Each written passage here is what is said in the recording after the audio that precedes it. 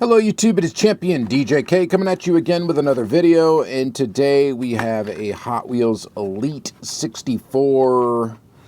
Well, we're going to open one. I'm going to tell you my thoughts about it pre-opening and before and after opening, pre and post opening, pre and post crack in here. I don't know. This was not one that I was very excited about. This is a BMW M3 Touring. I mean, the car itself is really cool. We don't get the pleasure of getting these in the U.S., unfortunately. I think we don't get the cool wagons, which is very unfortunate. I think they're probably the coolest BMW. I like a wagon. I like a van. I like a wagon. You know, I'm into it. I think they're cool. So cool car in real life. I don't know that this Elite 64 really excites me. This might be the most boring one that we've got in a while. I don't know, though. I might change my tune with that. I could change it entirely.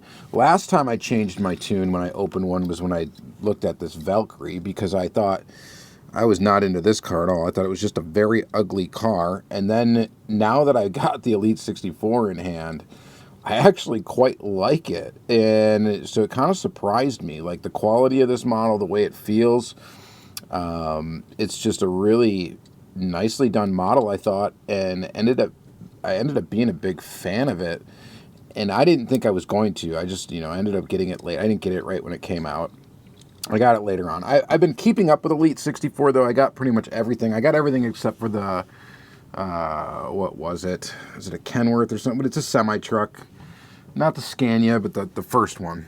I don't remember what it was.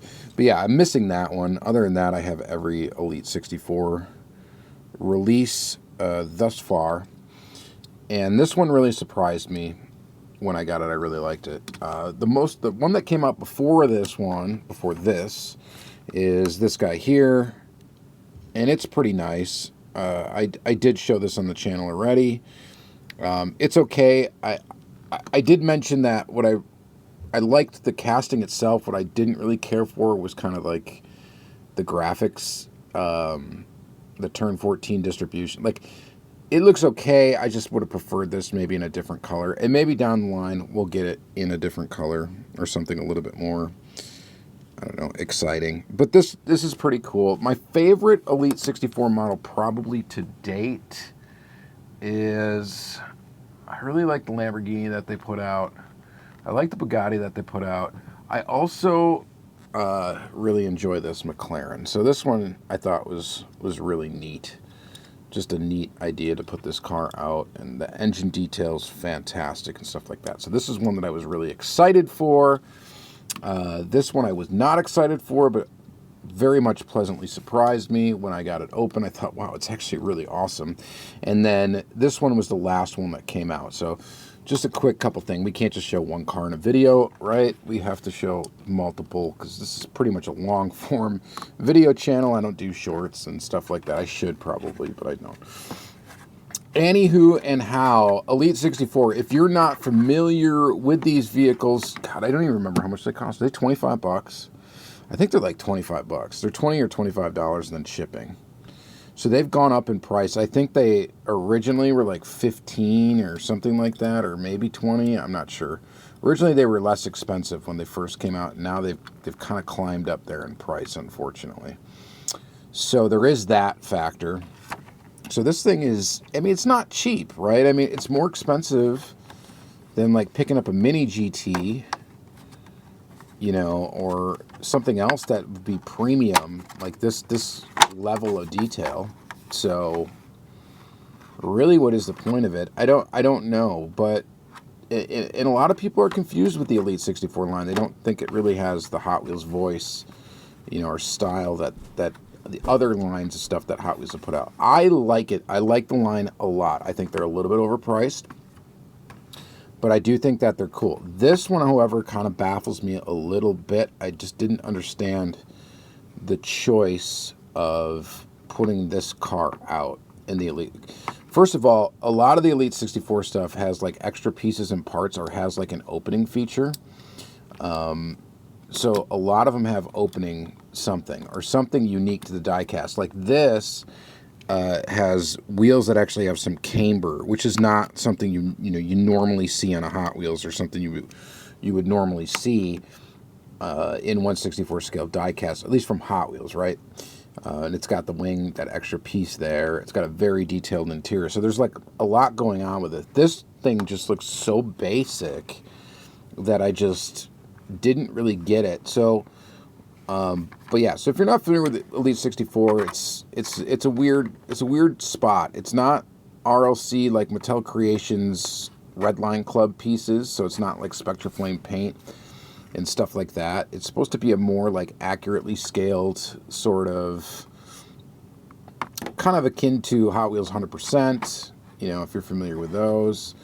But yeah, so that's what these are, and they all come in kind of the same type of card art here, with a rendering of the car, and then this same like Elite 64 card. It's got the window in the back, which is cool, and it comes with a Protecto, so if you like to keep your stuff protected and carded, you were able to do that no problem. The Protecto also allows you to stand the car up on display like that without hanging it, which is also cool. Obviously, you can't do that just with the card. And the back, we've got details back here. So there's some of your information if you're a newer collector, what Elite 64 kind of is. But let's go ahead. It's number 15. Has there been a total of 15, or did they skip numbers? I think they might have skipped a number or two. Anyway, let's open it up, and let's just see what we got. Am I going to change my tune with this one, or am I going to stick with that? It is an odd choice for this line, and kind of boring. Not sure why they exactly picked it. I don't know if the allure was supposed to be that this car actually isn't available in the U.S. market, like the real car. Maybe that's why they decided to make it. I don't know. I don't know, but let's change the camera angle a little bit. Let's get down a little bit lower here. Yeah, I like that a little better. Tilt the camera up a little bit. There you go. And so let's check this out. We got some detail on the base immediately. That's cool. These are metal, metal all around. So metal on the bottom, metal on the top. Rubber tires with tread on a. The tires are fixed to the axle, so the axle actually rotates, and they do roll well. I think all of them have rolled well, even the ones like this with the camber going on and how slammed that is. That still rolls very well. So you do have that. They typically are going to have inserted details for headlights and taillights. Now, the closest thing that I could compare this to at all would probably be a Mini GT. If you're not familiar with those, I definitely recommend you should be. But this one in particular, kind of like that. This doesn't have any disc brakes inside of the rim, from what I can tell. So no illusion of that going on. And then there is a very detailed interior. It does have, and the problem is you can't really see it all that well. But it's there. I mean, it's actually very detailed. Looks like we got a window that's a little bit misaligned there. Big gap right there. Check that out. I don't think that this has any opening part. What is that? Oh, that's just a little piece of the cardboard or whatever. That isn't, though. I got a little issue there. I don't know if I can get that.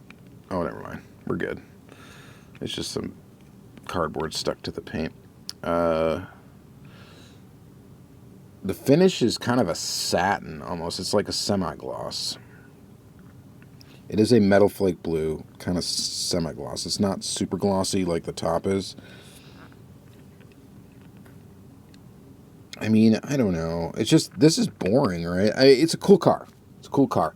But it's like this blue with black rims and a black top. The interior is extremely detailed, which is awesome. It's just that, it's one of my least concerns is how detailed an interior is, especially if it's not a convertible or something where you can see right in there.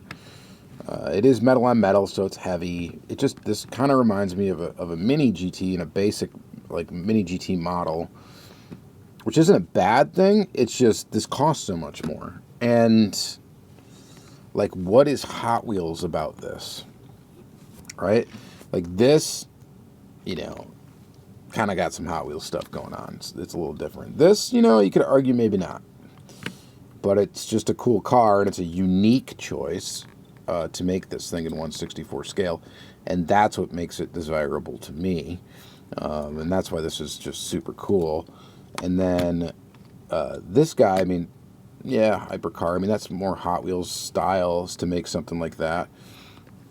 And I didn't think I was going to like this one, but I really do.